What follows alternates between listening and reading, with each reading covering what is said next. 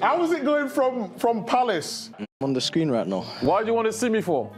La session du 17 juin et donc c'est le sujet du jour 1. Donc on démarre avec une partie A qui est l'étude d'un modèle discret. Donc c'est tout ce qui est suite et tout. Et voilà, donc pas mal de petites questions auxquelles il va falloir répondre. Et après on va écrire un petit algorithme Python. Ça c'est bon, classique. Normalement ça peut passer. Et par contre moi c'est à la partie B où je trouvais que c'était quand même assez sérieux parce que bon, si vous n'avez jamais traité un exercice pareil, vous pouvez être un peu coincé, surtout au niveau de l'équation différentielle. On démarre tout de suite avec la partie A. Pour tout entier naturel n, on note UN, la superficie de la zone en hectares recouverte par la Posidonie au 1er juillet l'année 2024 plus n. Ainsi, U0 égale une étude conduite sur cette superficie a permis d'établir que pour tout entier naturel n, UN plus 1 égale à moins 0,02 UN carré plus 1,3 UN. Première question, on demande de calculer la superficie que devrait recouvrir la Posidonie au 1er juillet 2025 d'après ce modèle.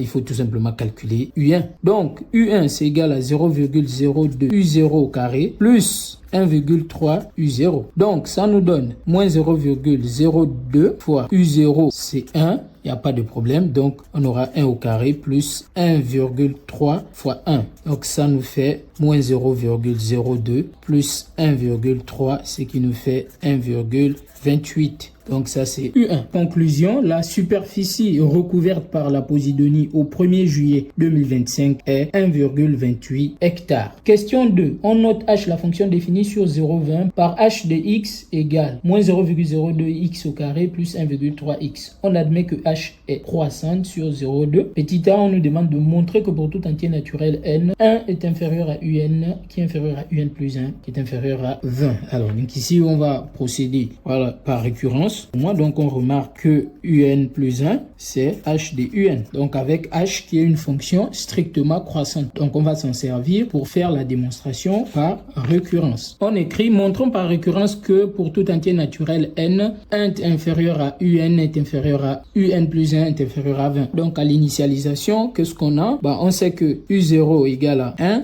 et 1 appartient bien à 0,20. Donc, deuxième chose, on sait que U1 égale à 1,8. Et donc 1,8 est supérieur à 1, d'accord? Donc on peut dire que 1 est inférieur à U0 qui est inférieur à U1 qui est inférieur à 20. Donc la propriété est vraie pour n égale à 0. Hérédité. Donc, soit K appartenant à n tel que 1 inférieur à UK, inférieur à UK plus 1, inférieur à 20. Donc le but c'est de montrer que est inférieur à UK plus 1 est inférieur à UK plus 2 qui est inférieur à 20. Donc c'est là qu'on va utiliser notre fonction h. Donc on va utiliser l'hypothèse des récurrences qu'on vient de mettre ici. 1 qui est inférieur à UK, qui est inférieur à UK plus 1, qui est inférieur à 20. Or, on sait que h est une fonction croissante. Donc, qu'est-ce que ça veut dire? Ça veut dire qu'il y a conservation de l'ordre. Comme h est croissante, il y a conservation de l'ordre. Et donc, ça veut dire que j'aurai h de 1 qui sera inférieur à h de UK, qui sera inférieur à h de UK plus 1, qui sera inférieur à h de 20. Mais souvenez-vous, on a dit tout à l'heure que h de UN égale à UN plus 1. Donc, ça veut dire qu'ici, on va calculer h de 1. h de 1, c'est U1 tout à l'heure qu'on a calculé. Donc, h de 1, on va dire que c'est 1. Et on va donc calculer, il faut aller chercher h de 20. Donc, h de 20, c'est moins 0,02 fois 20 au carré plus 1,3 fois 20. Et donc ça, si vous faites ça dans la calculatrice, vous allez trouver 18. On revient ici. Donc, on aura 1 qui sera inférieur ou égal à h de UK, c'est UK plus 1. Et h de UK plus 1, c'est UK plus 2 et qui est inférieur ou égal à 18. Mais 18 est inférieur ou égal à 20. Donc, on obtient bien 1 qui est inférieur ou égal à UK plus 1, qui est inférieur ou égal à UK plus 2, qui est inférieur ou égal à 20. Donc, l'hérédité est démontrée. Conclusion, la propriété est vraie au rang initial, elle est héréditaire, donc elle est vraie pour tout entier naturel n. Ça, vous savez que c'est classique, donc on peut écrire que quel que soit n appartenant à grand n, on aura toujours 1 qui sera inférieur à un, qui sera inférieur à un plus 1, qui sera inférieur ou égal à 20. Voilà. B, on déduit que la suite un converge, on note L sa limite. Donc, nous venons de montrer, d'après la question A, que 1 est inférieur à un, qui est inférieur ou égal à un plus 1, qui est inférieur inférieur ou égal à 20. Donc, ça veut dire, d'une part, ça implique que UN plus 1 est supérieur ou égal à UN. Donc, ça veut dire que la suite UN est croissante. D'autre part, ça implique quoi? Qu'on aura UN qui sera inférieur à UN plus 1 qui est inférieur à 20. Donc, ça veut dire que UN est tout le temps inférieur ou égal à 20. Donc, on vient de là de trouver un majorant à UN. Donc, on va dire que la suite UN est majorée. Et donc, pour ces deux choses-là, vous savez que d'après le théorème convergence de suite monotone, ça veut dire que la suite UN converge. Donc, on écrit que comme UN est une suite croissante et majorée, alors elle converge vers une limite L. Question C. Justifier que L égale à 15. Donc, pour justifier que la limite de L égale à 15, c'est simple, on va directement passer à la limite. Donc, par passage direct à la limite, on obtient L, puisque en termes de limites, que ce soit UN plus 1 ou UN, ils vont tous tendre vers L. Donc, on aura L qui sera égal à moins 0,02 L au carré plus 1,3 L, L moins 1,3, donc il va me rester 0,3. Donc, j'aurai 0,02 L carré moins 0,3L égale à 0. Et là, je peux factoriser directement par 0,02. L, lui me reste L moins 0,3 sur 0,2 qui est égal à 0. Or, on sait que 0,02 est différent de 0, donc forcément on aura L facteur de L. Alors 0,3 sur 0,02, ça fait 15. Donc, on a 0 et donc ça veut dire que L égale à 0 ou L égale à 15. Or, nous savons que UN est tout le temps supérieur ou égal à 1. Pourquoi? Parce que on sait aussi que UN est une suite croissante. Donc, de ces deux choses-là, on trouve que la limite, ça ne peut pas faire 0, c'est forcément égal à 15. Question 3. Les biologistes souhaitent savoir au bout de combien de temps la surface recouverte par la Posidonie dépassera les 14 hectares. Petit a, sans aucun calcul, justifier que d'après ce modèle, cela se produira. On va se servir des questions précédentes puisque nous avons montré que pour un certain N0, UN sera supérieur à 14. Pourquoi? Parce que on a montré que la limite de UN tend vers 15. Or, 15 est supérieur à 14. Donc, d'après ce modèle, la surface recouverte par la Posidonie dépassera les 14 hectares. Donc, question B.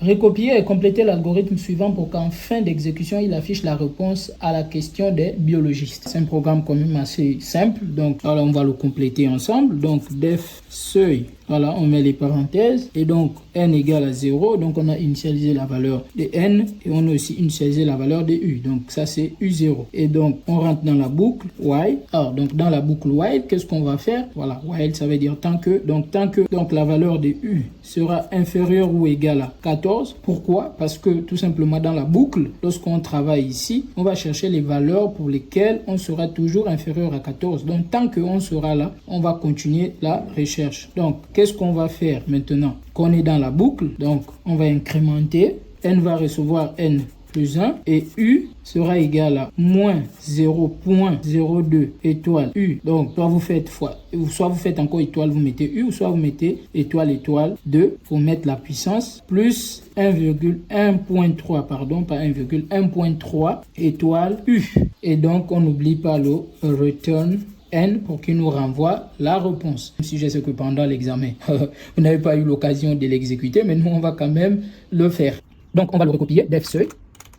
Donc, on met toujours la parenthèse. Et qu'est-ce qu'on va mettre dedans? On va initialiser N à 0 et on va initialiser la suite U à 1. Et donc, qu'est-ce qu'on va faire? On va aller dans la boucle while. On a dit ici que U doit être inférieur ou égal à 14. Donc, c'est bon. Après, qu'est-ce qu'on va faire? On va incrémenter N et on va écrire maintenant le terme, on va écrire maintenant l'expression de UN. Donc, ici, ça va être moins 0,02. Donc, étoile U, étoile 2, plus 1,3 étoile U. Et je n'oublie pas de mettre le return N. Je vais exécuter le programme. Et donc, ici, on va appeler notre fonction seuil. D'accord? Donc, la valeur de n, effectivement, c'est égal à 18. Et donc, maintenant, on sait déjà à peu près à quoi on va s'attendre. Ça veut dire que lorsqu'on va étudier le modèle discret, si on trouve une valeur qui est proche des 18, ça veut dire que c'est bon. Si on trouve une valeur très loin des 18, ça veut dire que ça ne sera pas bon. Donc, on continue. Partie B, étude d'un modèle continu. On souhaite décrire la superficie de la zone étudiée recouverte par la Posidonie au cours du temps avec un modèle continu. Dans ce modèle, pour une durée T en année écoulée, à partir du 1er juillet 2024, la superficie de la zone étudiée recouverte par la Posidonie est donnée par f de t où f est une fonction définie sur l'intervalle 0 à plus l'infini. La première question, démontrer que g est solution de l'équation E2, donc de cette équation. Alors dire que g est solution de cette équation, ça veut dire que g' de t doit vérifier la relation 0,3 g de t plus 0,02. D'accord? Donc c'est ça notre but. Donc or, on sait que g de t égale à 1 sur f de t. Donc on va dériver g de t. Donc soit t supérieur ou égal à 0, on a g' de t qui sera égal à la dérivée de 1 sur f. Je rappelle que la dérivée de 1 sur u, c'est moins u sur u au carré. Donc ici, ça va être moins f' de t sur f de t, le tout au carré. Or, on a dit que f était solution de l'équation E1. Donc dire que f est solution de l'équation E1, ça veut dire tout simplement que f' de t, c'est égal à 0,02 f de t facteur de 15 moins f de t. Donc je peux remplacer le f' par cette valeur. Donc j'obtiens 15 plus 0,02 f de t sur f. On va maintenant remplacer 1 sur f, c'est g. F, ici, c'est 1 sur g. Et donc, ici, je vais aussi remplacer par g. Et donc, j'obtiens 0,02 1 sur g de t sur 1 sur g de t. Donc, je peux multiplier par l'inverse. Donc, j'obtiens g' de t est égal à 0,03 g de t plus 0,2. C'est ce qu'il fallait démontrer. Donc, là, on a bien montré que g est solution de E2. Question 2. Donner les solutions de l'équation différentielle E2. Donc, nous avons E2. C'est y' qui est égal à moins 0,3 y de t plus 0,02. Donc, pour donner la solution de cette équation différentielle, c'est simple puisque nous avons ici une équation différentielle de la forme y' plus ay égale à b, tout simplement. D'accord? Donc, je vais faire traverser ce membre-là ici. Et là, vous reconnaissez une équation différentielle linéaire de premier ordre avec second membre, mais constant. Et donc, la solution générale d'une telle équation est de la forme, donc, y de t, notre cas, ce serait égal donc à k exponentielle moins AT plus B sur A. Et donc, si on regarde dans notre équation avec A égale à 0,3 et B qui est égal à 0,02, on obtient que Y de T sera égal à K exponentielle moins 0,3T plus 0,3 sur 0,02, c'est 1 sur 15. Donc, on aura question 3. En déduire que pour tout t dans l'intervalle 0 à plus l'infini, f de t s'écrit 15 sur 14 exponentielle moins 0,3t plus 1. Alors, donc, nous avons vu tout à l'heure que les solutions de l'équation ED s'écrivaient k exponentielle moins 0,3t plus 1 sur. Or, on sait que f de t c'est égal à 1 sur g de t. Mais puisqu'on a dit que g de t était solution de cette équation, donc ça ne me gêne pas si je remplace le g de t par cette fonction. Donc, j'aurai donc c'est 15k exponentielle moins 0,3t plus 1 le tout sur 15. Donc, je dois prendre juste l'inverse. Donc, ça, je peux dire que c'est g de t, généralisé, bien évidemment. Donc, j'aurai f de t qui sera égal à tout simplement l'inverse de cette fonction. Donc, c'est 15 sur 15k exponentielle moins 0,3t plus 1. Or, dans le texte, on nous a dit que f de 0 était égal à 1. On aura, donc ça veut dire qu'on aura 15 sur 15k plus 1 qui sera égal à 1. Pourquoi? Parce que exponentielle de 0 c'est 1. Donc, ça implique qu'on aura 15 qui sera égal à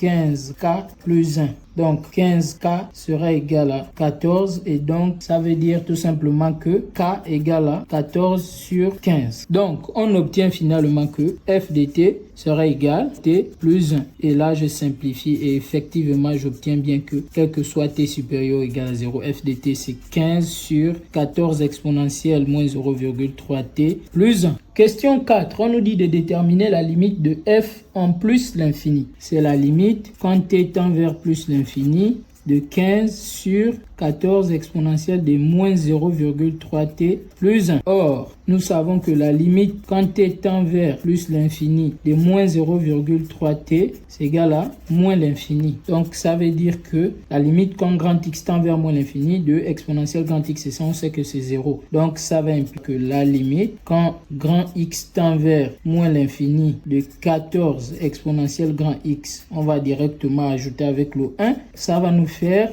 1.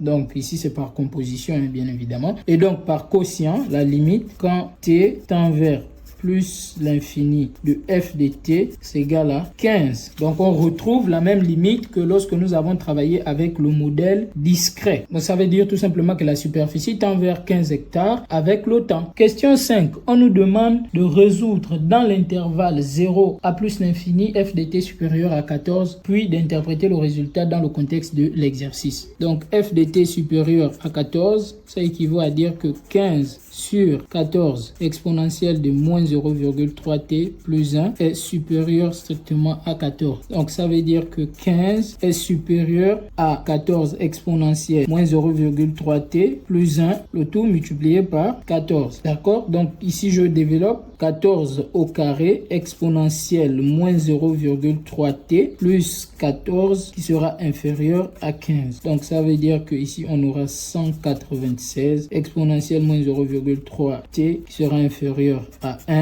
Et donc on aura exponentielle moins 0,3t qui sera inférieur à 1 sur 196. Et donc là il n'y a pas de problème, on peut passer au logarithme. Donc j'aurai moins 0,3t qui sera toujours inférieur à ln de 1 sur 196. Alors pourquoi j'ai écrit ça? C'est parce qu'on sait que ln de 1 sur a c'est égal à moins ln de a. Tout simplement lorsque a est différent de 0 bien évidemment. Donc ça va nous faire ln de 196 sur 0,3 et ça si vous le faites à la calculatrice ça donne à peu près 17,5 quelque chose. Et donc comme ici il s'agit du temps en année, donc on va dire que t est à peu près égal à 18. On a trouvé que t était à peu près égal à 18, donc ça veut dire quoi dans le cadre de l'exercice? Qu'au bout de 18 ans la superficie dépassera les 14 hectares. D'accord? Donc, on interprète, d'après le modèle continu, la Posidonie dépassera les 14 hectares aux alentours de l'année 2042. En fait, c'est 2024 plus 18 ans qu'on venait de trouver tout à l'heure. Voilà, c'est terminé. Un exercice quand même assez complet que je trouvais. Et donc, on se dit à très bientôt.